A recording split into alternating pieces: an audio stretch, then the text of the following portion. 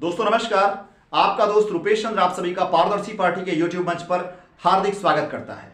साथियों, आपने गांव में देखा होगा कि कुछ लोग विशेष प्रकार का चोला पहनकर आते थे और गांव के भोले भाले सीधे साधे लोगों को यह विश्वास दिला देते थे कि उनके घर में भूत प्रेत है। फिर भूत प्रेत भगाने का दावा कर, गारंटी देकर लोगों के घरों में प्रवेश पा लेते थे।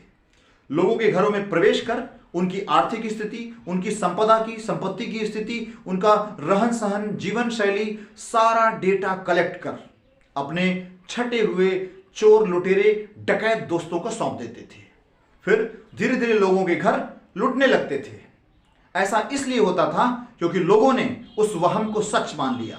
जो समस्या नहीं थी उसे समस्या मान लिया। दोस्तों, वर्षों से हमारे देश में भी यही होता आ रहा है। सत्तासीन लोगों ने जनता के जहन में यह वहम भर दिया है कि जनता गरीब है, लोग गरीब हैं, देश गरीब है, गरीबी मिटानी है, विकास करना है। ऐसे लोक लुभावन वादे करके सत्ता पर कब्जा कर लेते हैं और देश के सामाजिक, आर्थिक, भू संपदा का सारा डेटा अपने बदमाश, लुटेरे, डकैत दोस्त जो उद्योगपतियों के भेष में हैं उनको सौंप देते हैं और देश लुटता रहता है। आज भी लुट रहा है। आप देख ही रहे हैं, जनता का हजारों करोड़ रुपया उद्योगपतियों के भेष में डकैत लूटकर विदेश भाग रहे हैं, कुछ देश में ही बैठकर लूट रहे हैं। आज हमारे माननीय प्रधानमंत्री नरेंद्र मोदी भी जनता के बीच में वही वहम फैला रहे हैं कि देश गरीब है और भारत होगा गरीबी मुक्त, ये नारा दे रहे हैं गारंटी के साथ। मैं सवाल पूछता हूं माननीय प्रधानमंत्री महोदय, भारत गरीब कैसे हो सकता है?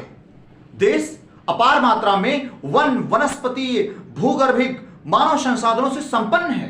उत्तर में कश्मीर, हिमाचल, उत्तराखंड, सिक्किम, अरुणाचल प्रदेश एक विशाल पर्वतमाला, विशाल भूक्षेत्र में फैली है जिसमें बड़ी मात्रा में पर्वतीय, वनस्पतीय, औषधीय संसाधन मौजूद हैं। उसके नीचे सतलज, व्यास, रावी, चिनाब, झेलम, गंगा, यमुना, ब्रह्मपुत्र जैसी नदियों द्वारा सिंचित विशाल भूभाग है जिसमें साल में 3 से 4 प्रकार की फसलें उगाई जाती हैं। बंपर उत्पादन होता है। माननीय प्रधानमंत्री महोदय, देश गरीब कैसे हो सकता है? दक्षिण के पठार में कोयला, लोहा, तांबा, चांदी, सोना, हीरा, अपार भू संपदा मौजूद है। हर प्रकार का मौसम है, हर प्रकार की जलवायु है। थार का रेगिस्तान है, विशाल समुद्र तटीय मैदान है, व्यापार कारोबार की अपार संभावनाएं हैं, हमेशा से रही हैं। आज भी भारत दुनिया का सबसे बड़ा बाजार है। पश्चिमी देश, पश्चिमी कंपनियां सदैव भारत की ओर इस संपदा को लूटने के लिए आती रही हैं। आज भी भारत उनके आकर्षण का केंद्र है। माननीय प्रधानमंत्री महोदय, देश कैसे गरीब हो सकता है? देश गरीब नहीं है, देश के संसाधनों की लूट जारी है, लोगों की आमदनी की लूट जारी है।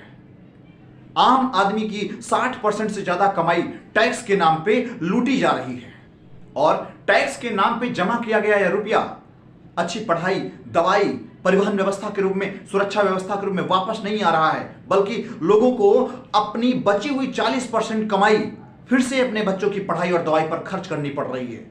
लोग बमुश्किल अपना भरण पोषण कर पा रहे हैं।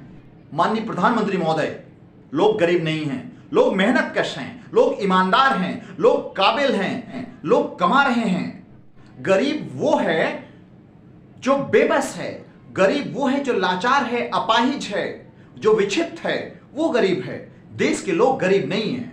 देश के लोगों की आमदनी लूटी जा रही है, देश की संपदा लूटी जा रही है। माननीय प्रधानमंत्री महोदय, अब कम से कम देश के गरीब होने का वहम मत फैलाइए। जनता ने बड़ी आशा उम्मीद के साथ आपको दोबारा सत्ता सौंपी है, तो जनता की शिक्षा, चिकित्सा, परिवहन, सुरक्षा तमाम सेवाओं पर काम कीजिए। माननीय प्रधानमंत्री महोदय, अब आपकी कौन सी महत्वाकांक्षा बाकी है? देश के सर्वोच्च ताकतवर पद पर तो आप बैठे हुए हैं। माननीय प्रधानमंत्री महोदय, आप जनता की कुछ ऐसी सेवा कीजिए जैसे कि इतिहास में आपका एक अच्छे प्रधानमंत्री के रूप में नाम दर्ज हो, अन्यथा जनता आपको माफ नहीं करेगी। प्रधानमंत्री महोदय, इतिहास कभी आपको क्षमा नहीं करेगा। दोस्तों नमस्कार। जय हिंद, जय जनता, जय संविधान, जय नियम कानून का शासन।